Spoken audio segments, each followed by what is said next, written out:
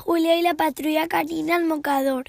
Una vegada, fa molts anys, hi havia una patrulla canina que volia sentir el sentiment faller.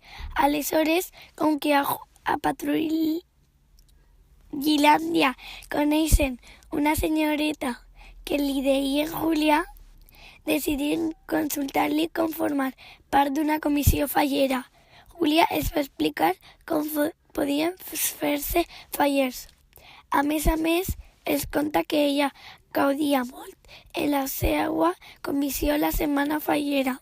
Com que a la patrulla canina li va agradar tot el que es va contar, Júlia li demanaren també consell de com fer-se fallers i què podien fer per formar part de la comissió de la seva comissió.